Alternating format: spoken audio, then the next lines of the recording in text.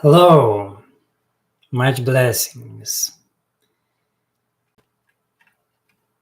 I hope this time in this live stream YouTube will not cut my sentences due to jumps in the connection. Sometimes that happens here. But yes, I hope the message will be transmitted and you will get the point.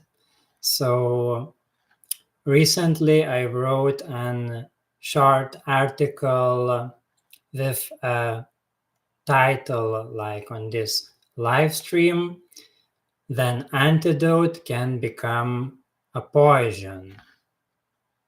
So now I would like to read the translation of this article that I wrote in my Lithuanian language. I feel that this is very relevant topic, especially in this day and age and in this Aquarian age that is coming forth and that is about integrity, integration, unification of various truths, various knowledge and disciplines, practices, and all aspects of life.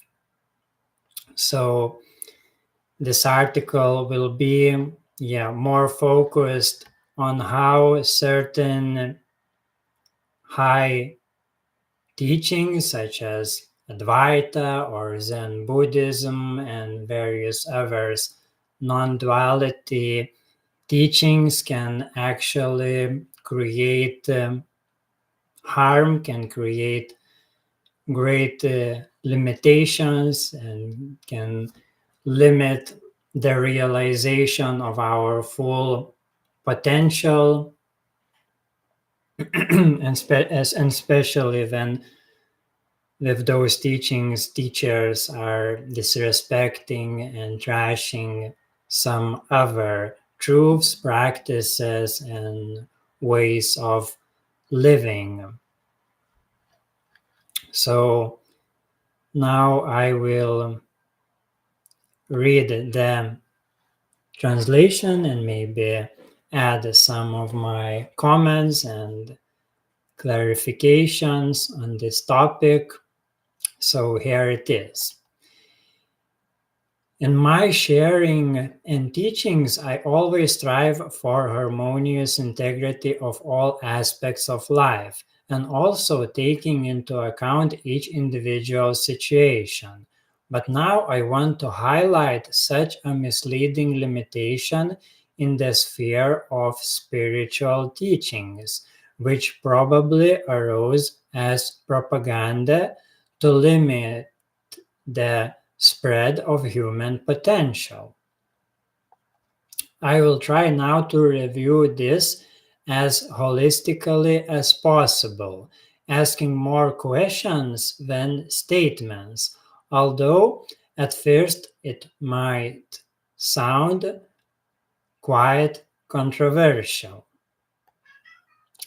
For some time now, a limiting attitude towards spiritual practice/discipline has been widespread and spreading in the world, where only partial wisdom/truth is transmitted from a certain teachings, like I already mentioned, Buddhism, Advaita, Non-Duality, without full context.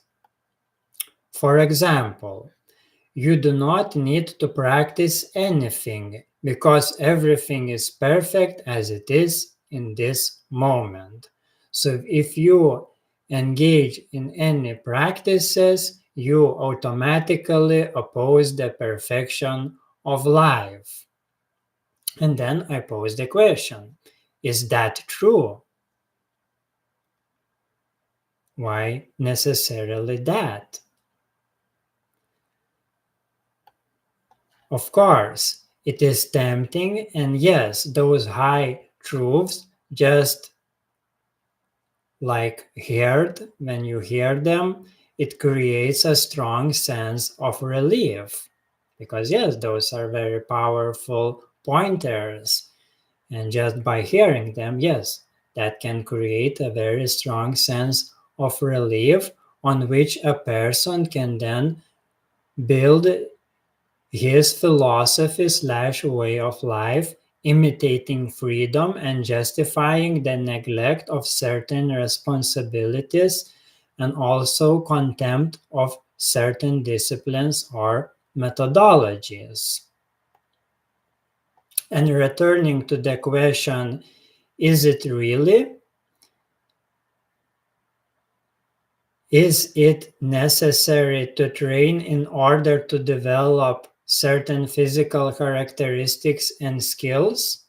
Because you are already a limitless being, and if you put effort into improvement, then you will only avoid the truth? Again, question mark. Yes. Yeah, is it necessary to train your body for, yes, developing your body? Because you are already a limitless being. So you see there, those truths are mixed up. And then the mind, energetic body, and spirit do not need training, and we can forget all the books, practices, and our own inner curiosity to expand in those areas? Again, question mark. Do you see the delay? Like, yeah, where those things mixed up? All truths have their harmonious and respectful place, but some people take them and start mixing them or writing off lower ones with higher truths. Like with that example of, I am a limitless being, therefore I don't need to improve my physical capacity. So yeah, with the physical example, it is very obvious. But yes, when it comes to more subtle areas, like with our mind, capacities of our mind, like skills of our mind and our energy body, then yes, then it is easier to confuse those higher truths with, again, those particular limitations and laws that also exist within energetical and mental realms. So those are also need to be respected as much as the physical limitations and laws of physics. Okay, I will continue now. Yeah, so some people like it to like mix those truths and like opposing one truth against the others, and I don't judge them or underestimate them. I just watch them and study them, and sometimes I see a certain inner disharmony apparent in them, and some really use it for manipulation. Yeah, like confuse others, or yeah, just limit others for their own gain. And once again, returning to the question, is that really from another angle? Can't a certain spiritual discipline and study be an expression of the same perfect moment of life? Yeah, why not? Why not? Some spiritual disciplines and studies can be an expression of the same perfect moment of life. I don't see here a contradiction. I see only complementation.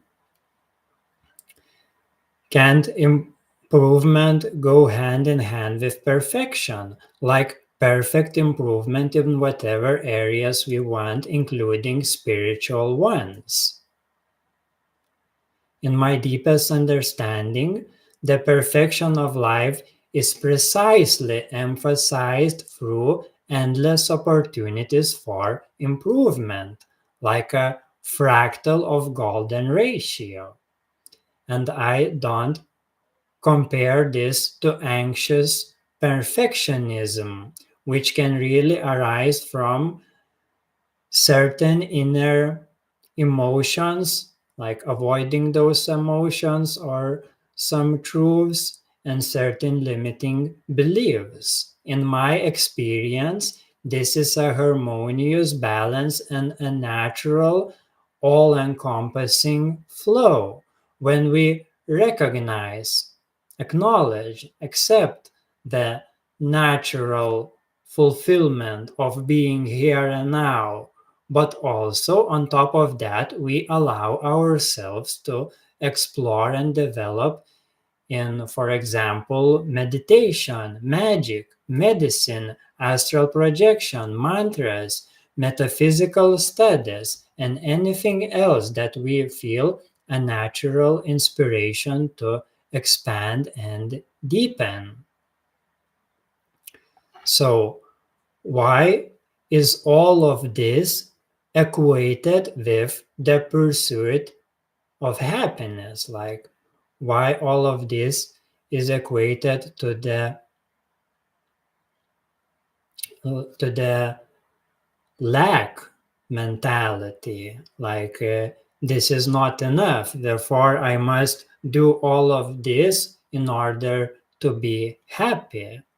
So, yes, sometimes it comes from that place, and that's why those non duality teachings acting as the antidote for that, to resolve that. But also, yes, it can become a poisonous because then it can also destroy all the good things for human development. So, why can't active participation in shaping your own reality be the same path of happiness?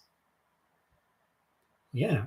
Why can't active participation in shaping your own reality be an expression of happiness? Yes, like the path of happiness. Seriously, why? Why not? I partially understand that many people jump into all these reality changing practices without a solid foundation of truth and happiness, and then only more misery and contradictions are created in it.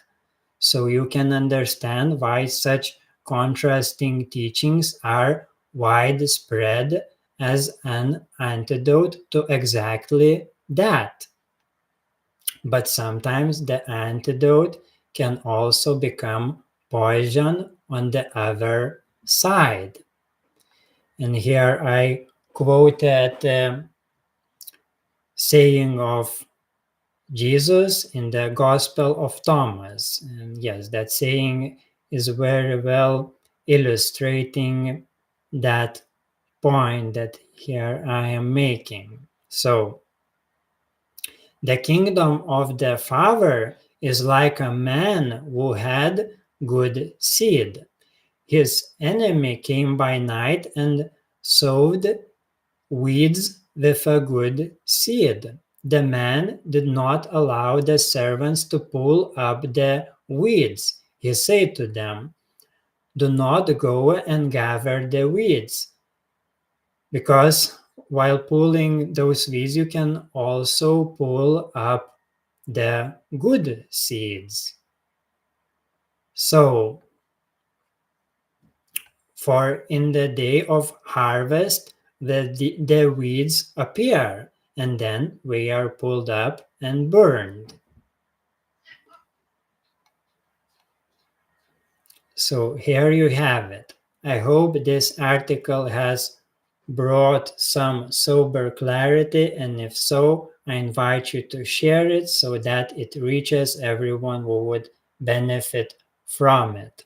Thank you and heartfelt blessings. Yes, so here is the article. And yes, I believe, yeah, it covers this point very well.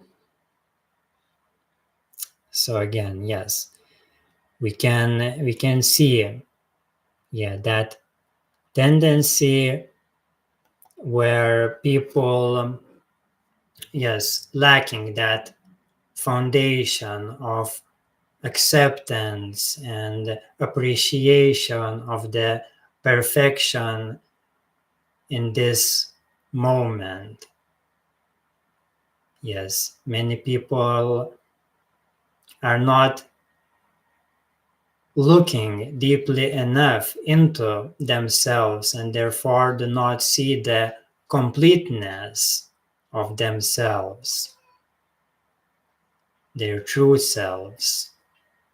And yes, and then we go outside seeking for that completion, seeking for that fulfillment through various limiting means. Yes, so I understand that. And yes, and then I understand why where is so much teaching is who like saying stop all of that, do not practice anything, just be here and now,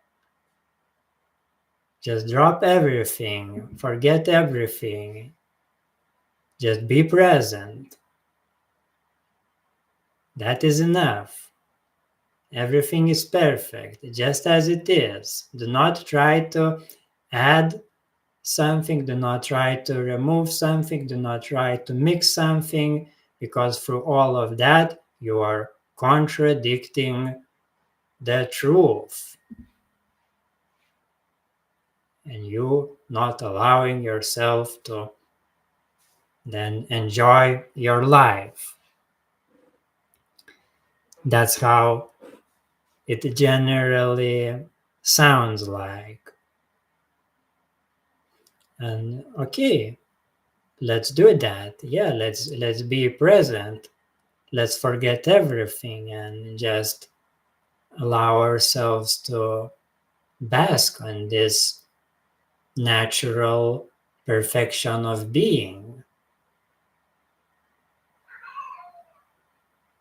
But then you will see the paradoxical twist that this resting in natural state of being will naturally bring forth your inspiration, your curiosity, your desire to expand again, to practice, to exercise your body, your mind, your spirit, to play with that, yes, and to follow whatever studies, whatever books, whatever teachings, whatever rituals you feel attracted to in the moment.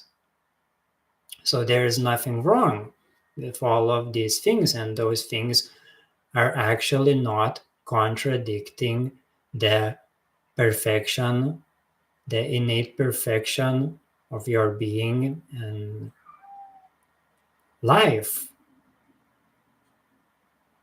Yes, it is only in that case if you are doing this out of the belief of lack. But if you do the same things out of truth, of natural fulfillment, of natural abundance of life, then all of those things are, again, complementary. Yes, they even highlights that perfection, which is also alive. It is perfection perfecting itself endlessly in that fractal golden ratio. So I invite you to ponder upon this paradox. Yes, everything is included. True perfection includes everything.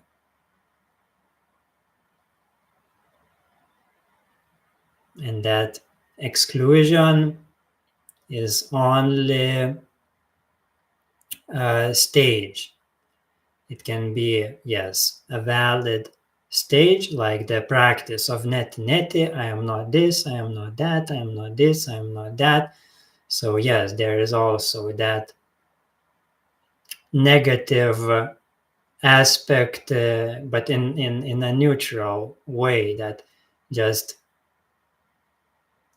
clarifying the truth through like temporary rejecting all the associations to the truth. Like if you want to get a purest sense of self, then you need to drop all the masks of self. So yeah, this is the valid practice. But if it is taken as the philosophy of life, as the way of life, as the ideology that again trashes everything that is lower than that purest sense of self, then yes, then it leads to trouble, both for yourself and for others to whom you are interacting with. So again, yes, there is that stage of purification, but then there is also a following stage of integration. So let's don't forget that. Yes, when you clarify your pure sense of limitless self, then you can again reintegrate and maybe reshape all of your masks, all of your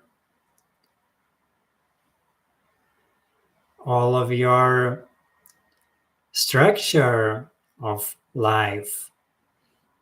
So yeah, there is nothing wrong with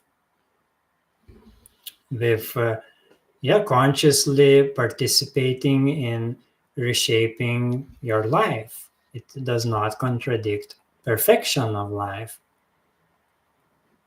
Yeah, it is more opposite. The perfection of life is so perfect that it even allows you to edit your life in whatever way you want, you desire from your heart. So yeah,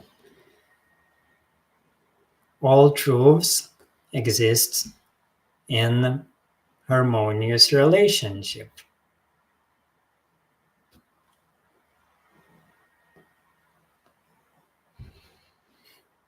Hello, Casey. Yeah, nice to see that someone is tuning in live.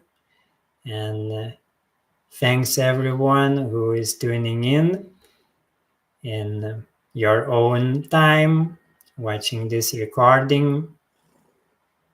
So let's be in touch. I welcome all the feedbacks and also questions and so on. And for now, yeah, I feel complete with this live stream, with this transmission. And I will send you much blessings and see ya in the moment. Take care and bye.